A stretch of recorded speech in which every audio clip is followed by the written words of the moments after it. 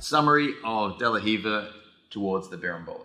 So, from early De La Riva, I'm usually pushing with my knee, often either putting my foot next to the hip or down to the mat after I've sat up. Okay, so once I've started to sit up, reaching to the leg, I start to either put my foot to the mat, or if I feel I can fall to the side, I get my angle already, reaching my arm deep around the leg, stepping to the mat, pulling on just above the knee now, bridging, falling, and kicking, trying to get head down to the mat.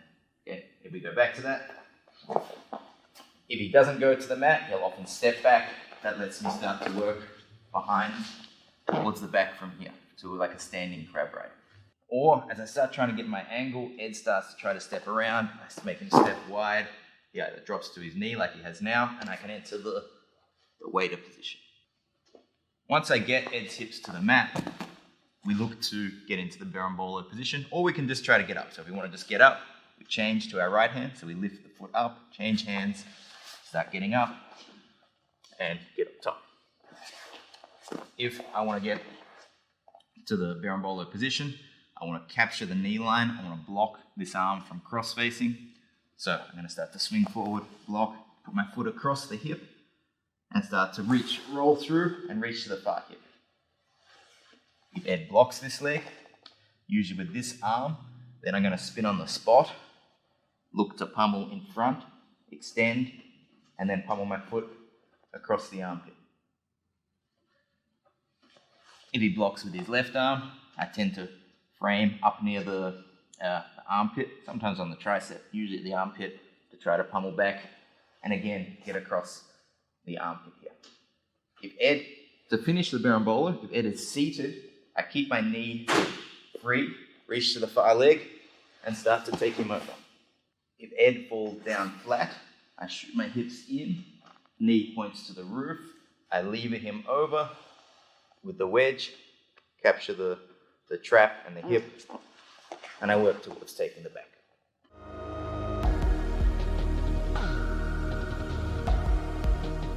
All right, so we're looking now at the third and fourth stage that we defined related to taking the back from De La Riva. So this is really working from once the hips or hand hits the mat to getting into the berimbolo position, and then working towards taking the back from the berimbolo. Now, I should say, often the back take and the berimbolo part is a series of, you kind of have to spam different attacks to keep working towards the back. So even I'm going to, we showed some linear things, but in reality, we have to mix quite a few things up to get it to work properly. So you'll notice here, just as in this first one, that my opponent has placed basically fallen down to their hips, and I've managed to immediately swing my left leg over the top and hook that far armpit, which is going to give me great access, especially if he stays seated, which he's kind of up. Okay, now he's fallen down. All right, so my opponent's gone from being up on their arm like this to their back going flat. And when the back goes flat, I'm going to want to shoot my leg a little deeper now into that wedge position. All right, so you can see I went for the wedge. He did a good job at pushing the leg off, so I'm going to have to change. I don't really think we show the follow-up to this, but I changed back to a different back take. So I don't always show the follow-up finish because this is not a full berimbolo series, but you can see that what I'm working there of trying to upgrade those grips. Here we get a good example of what to do when someone stays up on their hands. So I get De La Riva. You can see now I've already managed to, like, as I knock my opponent down to the side. One of the advantages if you've got your foot already hooked here is it's not too hard to beat the knee line. So as I knock my opponent down here, you can see my left leg's going to come over the top of the knee line. There we are. Okay, so see the knee is now in front of my hips. Okay, let's just see. I'll just go back a moment because you can see where it's not. Okay, so you'll see the knee is free here. It's above my hips.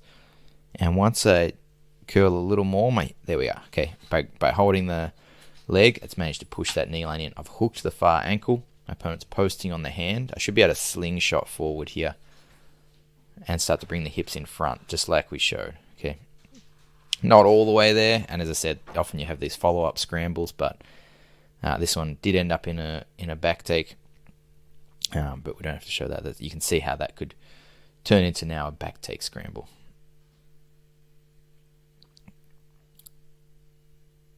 So we talked about coming underneath. This hand could become a crossface, so I'm going to pummel my hand right underneath and look for that trap grip. There we are. Okay, so you can see my forearm blocking that arm as I'm trying to get good position. Now this opponent is doing the leg flared out defense, right? Very common defense, actually very effective, to flare your knee outwards, okay? Like the knee's turned out. And often when they do that, we do look for this armpit hook, potentially before we capture the knee line. So I've got that armpit hooked, and then I can start to extend up and try to spin through. So there we are. And now I've caught the knee line by spinning. Okay. So you can see here the knee's now below the line of my hips. It's not the best angle to see this, but it is one thing that we talked about. So the knee is free right now. And when I go spinning right underneath, so I brought my head through, and now the knee line's caught. I'm in that later stage. He's dropped, so I want to look for the wedge. Okay, so I'm looking more at the wedge here, and then we stop, but that ended up in a scramble, chasing the back. Okay, this time defending a straight footlock. Notice when defending the straight footlock, I keep the hips from bridging it. So I'm actually going outside first. This isn't just because and actually he sat back before I had a De La Riva hook, so I'm blocking his hips coming in by pressuring this way in the direction I'm taking the cursor here. And then when I see there's enough room, I'll pummel my foot under as a De La Riva hook. There we are. Okay, once I have the De La Riva hook, I can reach to the hips, and I just need to clear the knee line. I need this knee line. Again, the importance of that is very high. Okay, there we go. So I've come over the knee line. I'm into the wedge. So I've already got the wedge positioning. And I believe my opponent's falling back. So that wedge works really well to slingshot my opponent into a seatbelt. Okay, so that's probably one of the best examples of it working immediately. Often there's some follow-up things you have to do. If you see that wedge working to take my opponent's hips in and expose the back.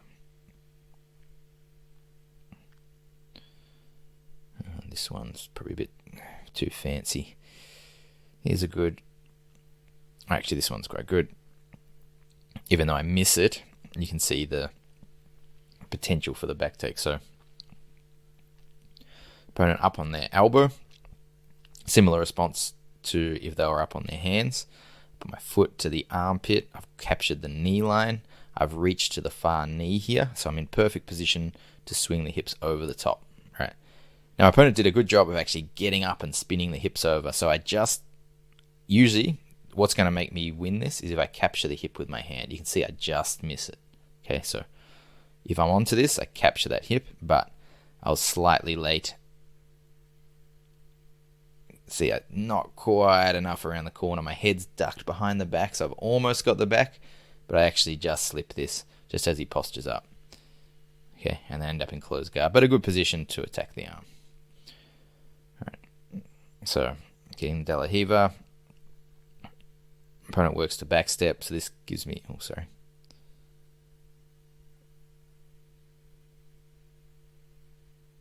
So we'll get De La Riva. My opponent's going to back step in this one.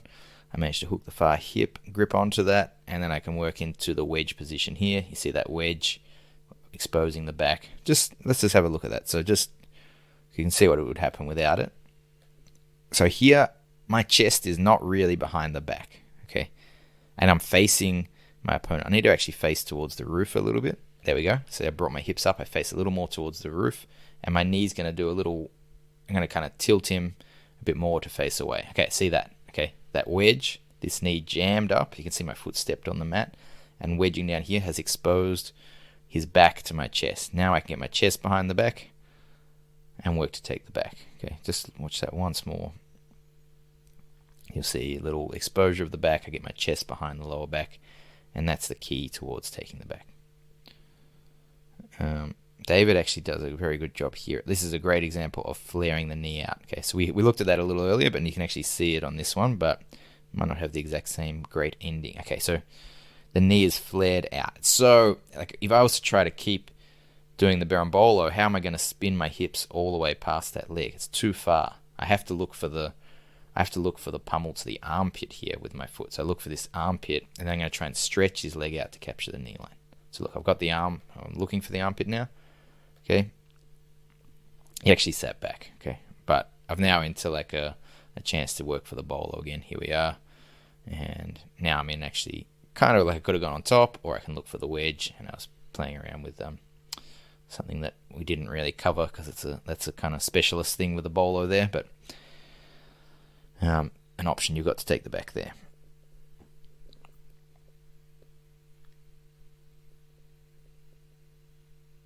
So here's another one actually where I go, actually you'll see two, one where I miss and one where I take the back. So, well, I believe I show it all right through to the back take, but I did get there.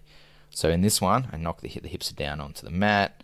I'm going to try and beat this knee line. Sometimes you have to use your hand, something I didn't talk about too much, but sometimes you have to actually use your hand just to push and bring your hips in. But I was able to swim my hips over. And again, similar to before, I actually missed the chance to capture that far hip. So I spin through, he's up on his hand, I've hooked the far armpit, everything's in position. I reach for the back, and as I go to take him over, I just didn't quite have the back as good as I wanted. So see my hand, it's not attached to that hip.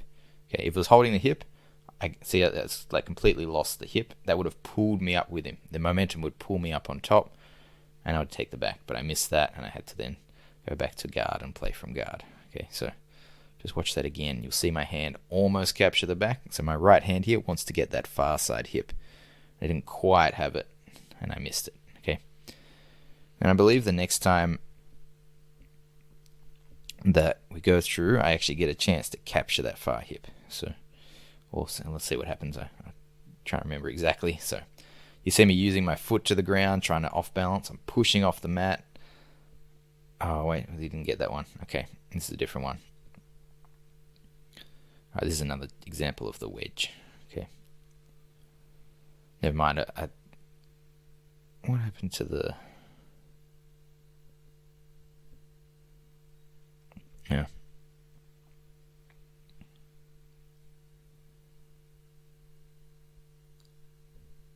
I might not have that other clip actually, so just ignore that. But I do have an example where I do get the back from there. So I'm using my foot to try and bring my opponent's hips down. You can see, actually this one's a good one to see just two different things working. Okay, actually a few things. So get the De La Riva, I'm going to step on the mat to try to get extra force to pull the hips down. I tried to capture the far leg, he stepped off, so I go back to trying to bring the hips down by stepping on the mat.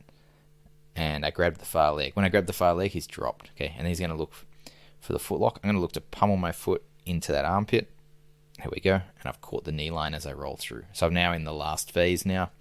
And he's up. So I'm going to look for that loading up method, but he's actually fallen back now. So as soon as he falls back, I change to more towards looking for the wedge. Instead of trying to swing him over, I'm going to look for that wedge position. There we are. Okay, now the hips are exposed from the wedge, and I can look to take the back. All right, the last section that we get onto, we now move on to more waiter entries. So that's what the last part of these clips tends to focus on. So we'll have a look at that next.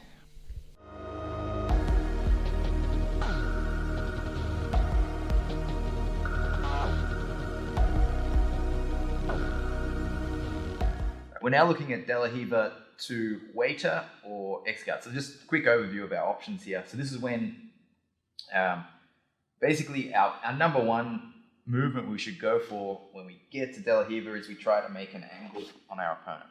But this is when our opponent's starting to follow our angle, or they stand too square and we have the ability to start to reach towards the far leg. Okay, so I have two main options here. I can go towards waiter, or I can go towards X-guard.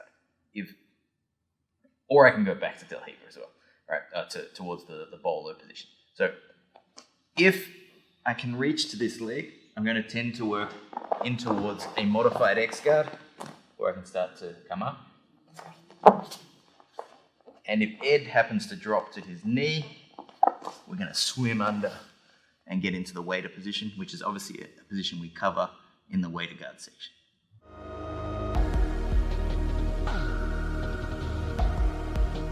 So let's just quickly look at some of the things the person on top might do to try to counter a wader entry.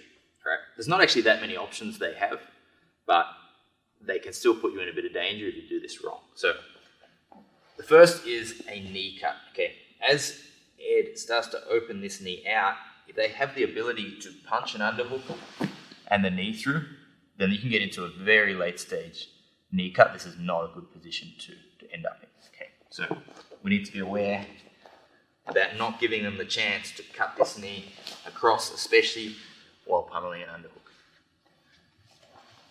The underhook itself is another issue. So even if I can't get the knee cut, if I can take an underhook here, there's a few options I've got. From here, some people will come over the top, start to sprawl out into a half guard, or potentially even attack arm locks by coming over the top. So reasonably common as Ed goes for the wader for people to come here and start looking to attack this arm. You'll see this occasionally in some high-level matches.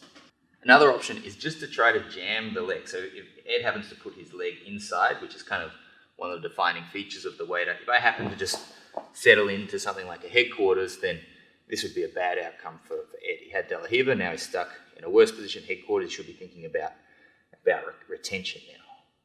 Lastly, some people will turn their knee inwards and drop down. So if Ed's going for wader, if I really do this, dropping my knee down, or at least to a certain degree in this way, it's going to make it very hard for him to get into the wader position, but we've got some answers for these.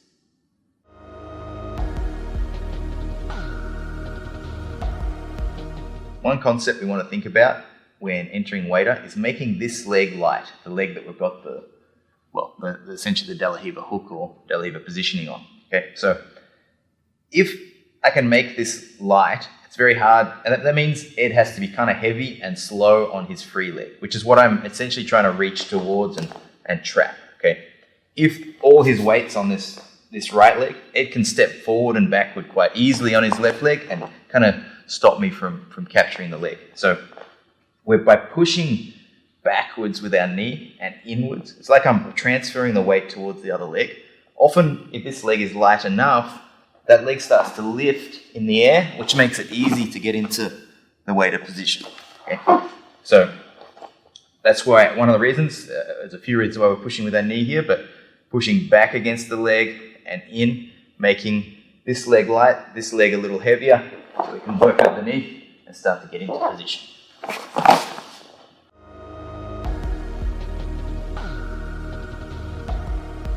Now, in terms of the timing for this, timing is important. It's not a static. I don't usually just sit here and try to get to wader. This is actually probably a dangerous way to go about it. I need to be constantly moving, trying to get my angle, and then as Ed is stepping around, this is definitely the best time to start to enter the position. Okay, so as he's trying to follow me, but I need to force that reaction by getting around the corner. The other timing involved is when Ed wants to try to step over the leg. So often the best time to go for wader, he tries to step over the leg to headquarters, and that's a great time to off balance him and come into the wader position.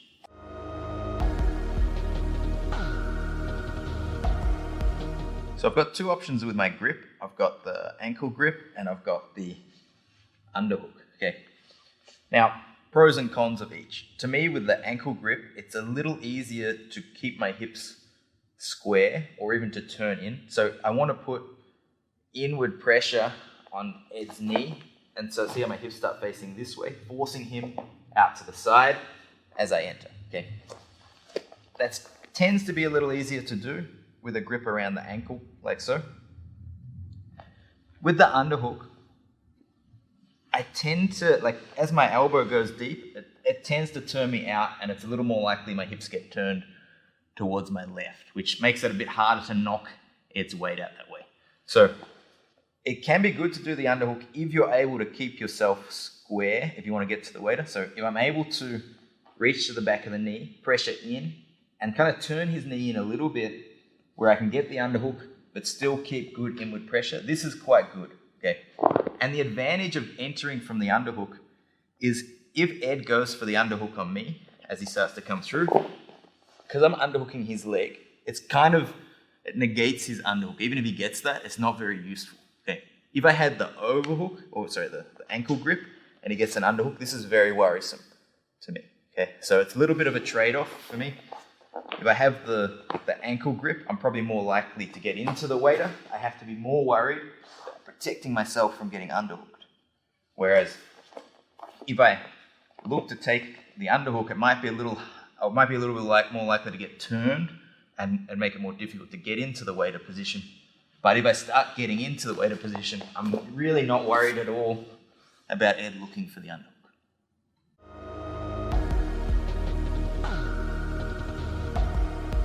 I'm going to talk about my right leg positioning during this. So we don't want to take our knee too far from our chest. That means if Ed wants to go to headquarters, that's not going to be too much of an issue for him. Okay, if my knee is further back, my foot closer to my hips, if he tries to step over the headquarters, he has to really come forward. That's going to give me a good chance to off-balance him. Okay, we can have our foot next to the hip.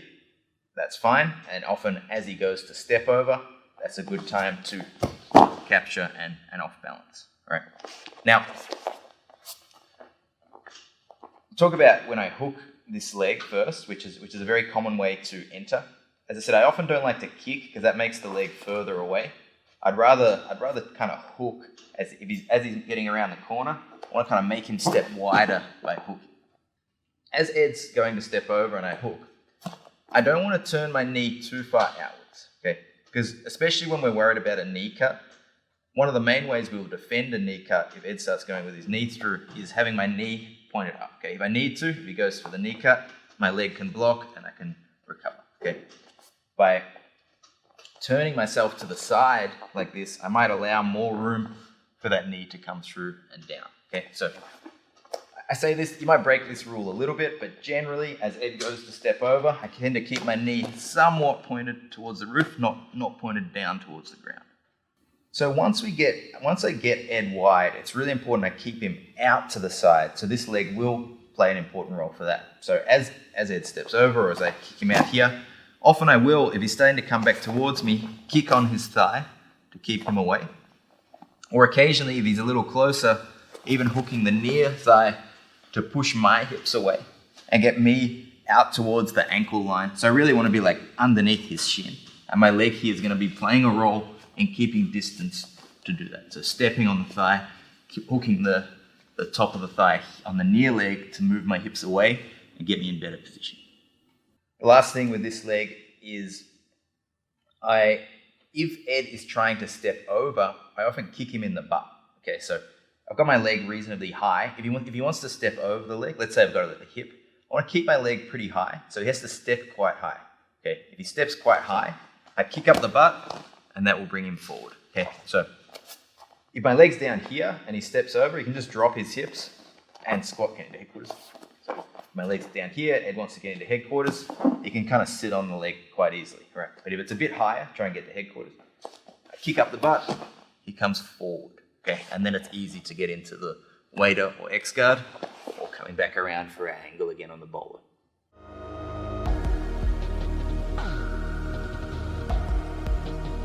So let's now look at defending the underhook and dealing with the underhook if someone goes for it. Okay, so to prevent the underhook, a few things I want to really focus on. We talked about if I can underhook the leg, then I don't have to worry about it so much, even once I get into the wader position. So if I get to here, at the point where I can underhook the leg, I now no longer have to worry about Ed underhooking me. Okay, so we often look for that as an upgrade even once we enter the position.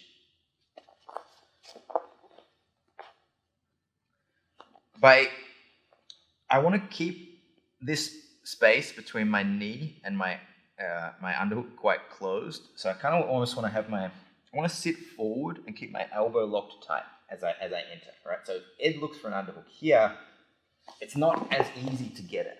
Okay? Whereas if we go back, if I am lying flat and I try and enter like this, Ed can pummel a good underhook, and now he's getting good positioning. Okay, so again, if we go back, by sitting forward and having my elbow tight as I enter, it's harder to get a good underhook through that space. The forward sit also gives me a bit of momentum to kind of lean and fall out to the side and kick Ed out, right? So the further I can keep Ed's hips away, the less threatening the underhook is, right? So if I've got, let's say I'm stepping on his hip here and Ed goes for an underhook, it's hard to reach, but it's also not extremely threatening. If he gets a deep underhook like this is a real problem. Okay, so I'm always wanting to keep his hips away, like we were talking about before. Even using my top leg sometimes, just if I feel like my right leg, maybe he's blocked that leg and starts moving in, my top leg might even make distance to block that. Just keep him away from getting that underhook. But as soon as you notice you're entering the position, you should be focusing again on this knee and shoulder connection and rolling your hips backward. Okay. If my hips are back and my knee's pretty much over my head and I'm pretty much playing waiter on the shin itself, it should be very difficult for Ed to get a good underhook here. Okay, so if you want to pummel for an underhook now, I can pummel under the leg, and this is all good position. Okay, but even just the fact that my knee covers the space, if Ed's looking for that, it's very difficult for him to get at. Okay, whereas one of the most common issues I see is people enter, they're flat here, they're opening this space. Okay, so if you look at me entering again, Ed goes back. I want to enter waiter, I'll tend to sit forward, roll back. So sit forward, kick him away, roll back under the shin, and then as quick as possible, we get our underhook on the leg, and I know that he can't get the position. Now, recognize early if you're going to lose this. So as I start to open out, if Ed starts to get the underhook here, I need to recognize that early. If he's coming too close, I need to bail, frame, and switch to like a reverse Del Hiva. So usually he's going underhook and he's going to try to pummel his knee down like so, okay, to a cross knee through. All right, so as he goes for that, and I realize he's getting that underhook, I need a frame, step on the armpit, hopefully reverse De La Riva, and I can immediately go back on the offense with a reverse De La Riva spin, okay? But go back to the shoulder, okay? We're losing here, this is bad, I need to frame and get out of that position. Deal with that arm, with my foot. Okay, now I'm back into being able to play guard again.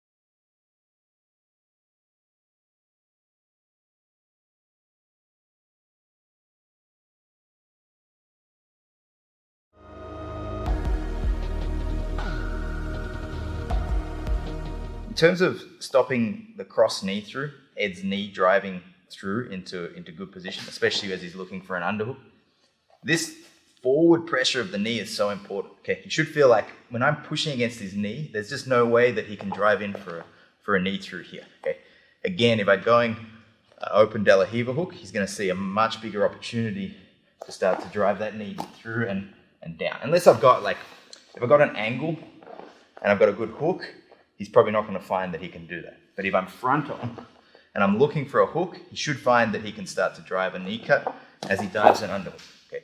But if instead I'm pressuring with my knee, turning in, try and go knee cut now, this really will off balance him and give me a chance to enter either X guard or the waiter.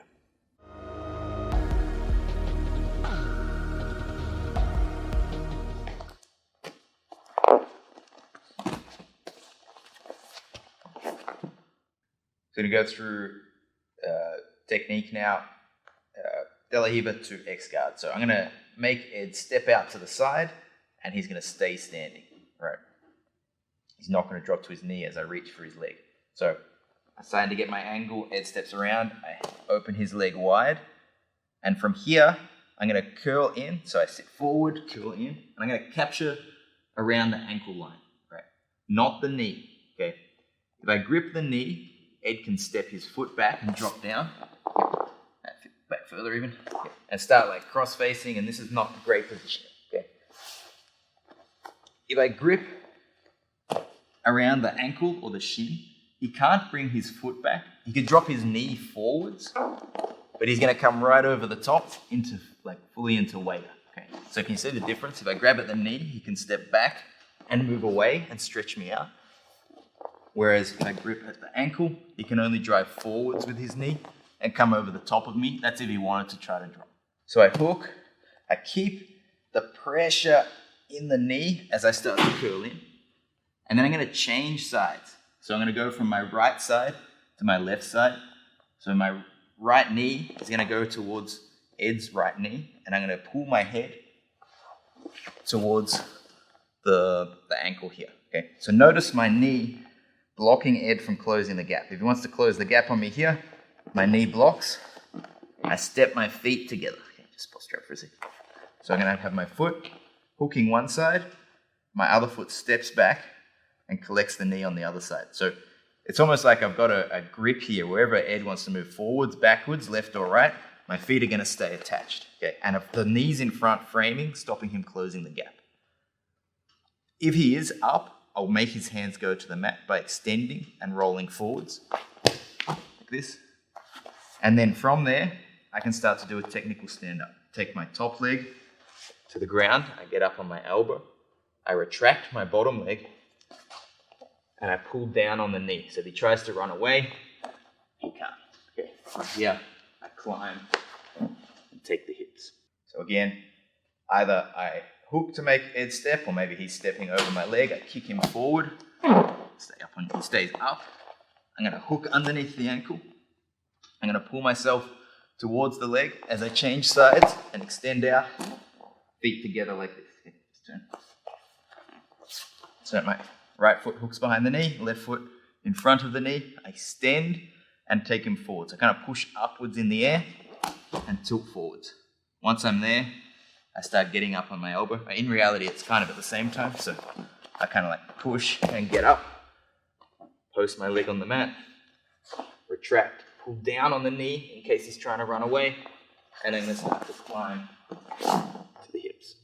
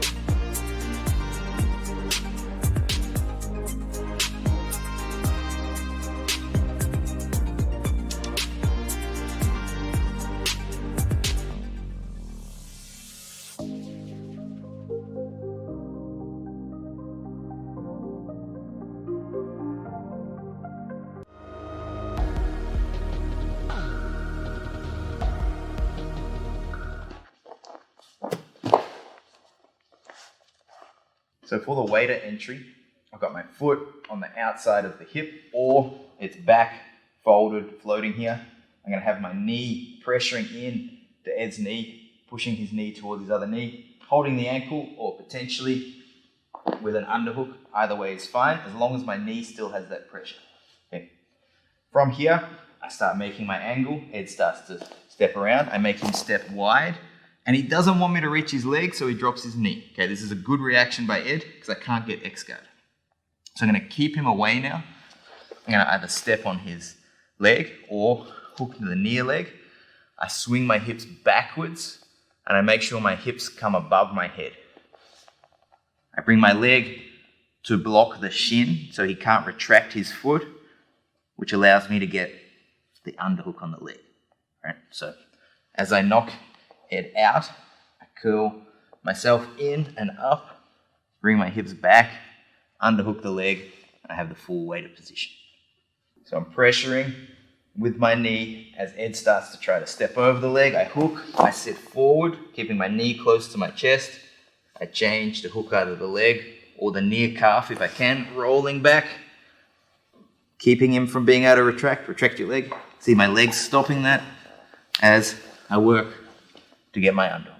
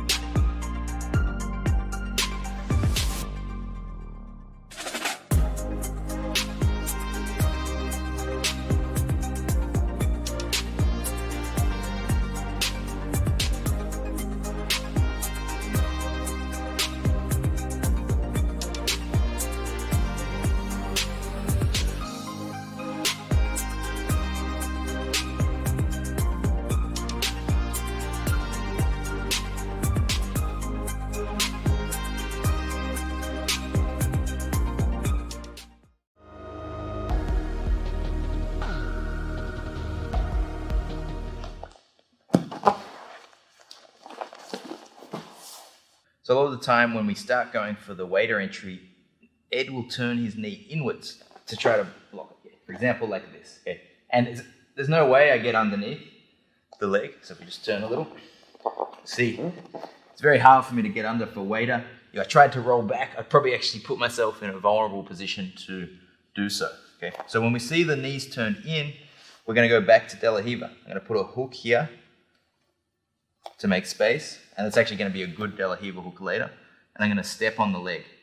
From here, I'm going to turn my hips out and roll my hips over the top. Okay, so it'll kind of give me the line of the knee as I change sides. All right, so again, as Ed puts his knee in, I hook, step, move my hips out, and I can start capturing the knee line already. Okay, so from here, I have actually direct access towards the back. Usually, he's going to defend by turning to face me, and I can pull him down, and I get really good angle coming in quite deep on the berimbolo position. So that's an extreme example, but even subtle angles like that can make it difficult to get the wader. So even as I start going here, Ed might just turn a little bit, and it's enough that it's difficult, but I can step. Make sure you shift your hips. So from here, if I just turn, I'm kind of stuck. But if I make sure I step and move my hips out, I now have good angle. Okay. If I need to, I can even step on the mat here and start pulling myself behind and across and start looking for the back.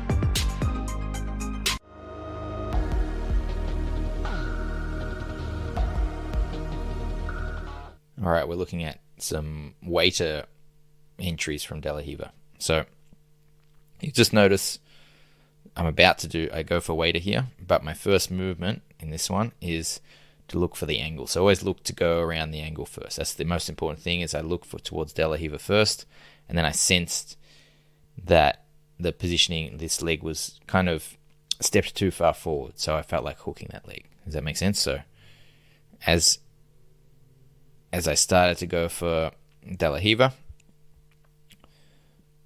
I noticed that leg's close enough and in range that I can start to push and off balance. So notice I keep the knee somewhat up. It can flare out a little bit, but I don't want to get that pushed too far down. And I managed to take this foot off the ground. You have to make sure that foot comes off the ground. Now, Sam here is trying to get the underhook, so I have to be very careful of that. You can see I've got my knee tight. So even though he's going for the underhook, he's trying to do it like over my shin. It's not such a clear pathway. If this leg was open, that would be much easier. And I'm framing him away, so even if he gets his hand in, he can't get his elbow deep with the underhook, which would be much worse. And I'm going to have to try to keep his weight out to the side. Let's see where this goes. Yeah. Okay, so what got his weight out there was my right leg kicks. It extends my right foot here. This one is going to hook onto this right leg and extend out towards my right. So if you watch that leg, it hooks here, and you'll see this foot now pointing out there will extend out this way as I push out that way, and it's going to force Sam away. Okay, so he's now got the underhook. He does have an underhook, but it's not elbow deep. I can look to control the position. I bring my leg over the top just to be safe, so I bring my foot over, and I end up still holding the leg. No, I go back to De La Riva actually. No, I can pummel my foot through. Okay, so in this scenario, I actually take my right foot out and underneath, kind of like I'm going to single leg X guard. So my foot goes over and under, and I use both. So I've got like now 2 hooks underneath the leg that's floating. Okay, and I'm going to kind of use those 2 hooks to elevate the leg. This is not the most common thing I do, and that's got me into single leg X, and that's where we stopped. Okay, another one with Sam. So Sam starts to step. I go around the corner. I think this is one where I reach for this leg. You can see that leg's available, and he's going to step forward to counter that, and then I go back the other way, knocking him out to the side. Okay, so notice my leg knocking his hips away from me, trying to make space. Okay, so my right foot here kicking his hips away. My left foot's ready to step on the hip if I need to keep him away. Okay, and then I pummel underneath the shin. Okay, once I'm underneath the shin, Sam's dropped down. This is a common response, usually for people who want to look for the underhook, or sometimes they try and push your leg away. This should give me a chance to either keep the overhook or potentially even underhook the leg. If I can hook, if my right foot can go under the shin, that's going to let me underhook, which we cover obviously in the waiter guard section. We have a whole section on the waiter position.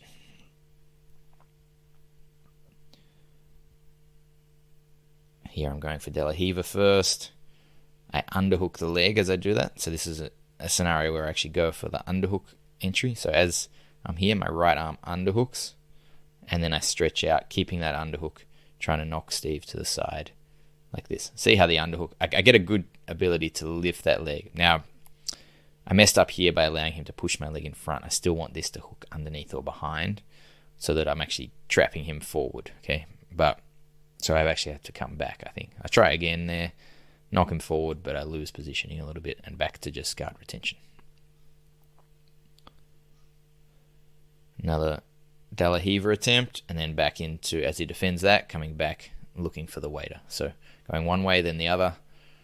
As I go for waiter here, he defends, I recover my leg, and I end up coming back to a K-guard entry. So because that leg, not the most common thing, I don't always look for that, but as Steve defends the waiter entry here, I just saw an opportunity to take my right leg out past the hip and grab onto his leg. So I take my right leg out. Sorry, I do this again. My right leg comes out and I reach that far leg and I can enter into the K-guard. So obviously we've got the whole K-guard section on what you would do here. And that was kind of similar to the setup we might do against a knee cut or from reverse De La Riva.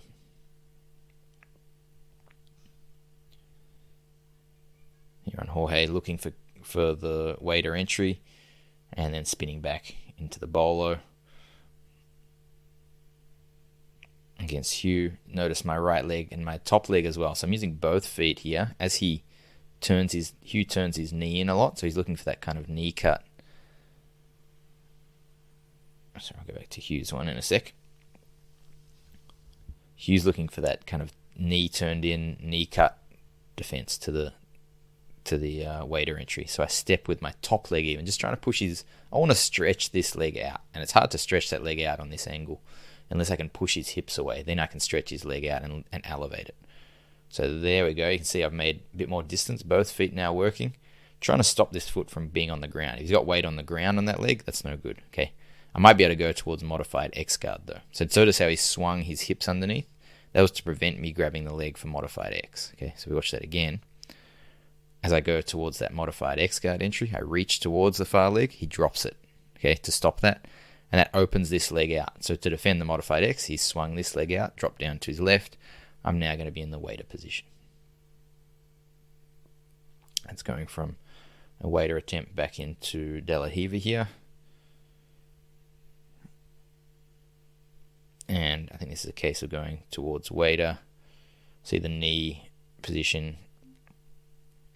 Yeah, this is from waiter into a reverse De La Riva, which is again not a common pathway, but we can have a look at this last one. So as I push, you see the knee pressure. Often this knee pressure is really important by pushing your knee in, as opposed if you got deep, if you've got like around the corner, you can keep your hook as you enter, but from front on, it's better off having that knee pressure. See my my hook here with my knee somewhat vertical. I'm not flaring my leg out too much where he can step over it. So I push, and because Jorge stepped up on this leg, I reach for the modified X entry. Okay, if he dropped down to his knee, it would be a wader entry. But this one, if I actually went towards wader, I'd be in a bad position because he's standing still. So I'm going towards modified X. He back steps off that, and I actually end up, just with his weight going back, I end up in position with reverse De La Riva. So I've stepped in front of the body, and I can spin under the leg that I was attached to. I don't recommend practicing that as a sequence. What I recommend, if you want to, get to the point where you can start linking these things like that, like work reverse De La Riva, work wader position and wader entries individually, work reverse De La Riva individually, and eventually you start feeling in a scenario like that just from where their weight is, that you can spin through into the position.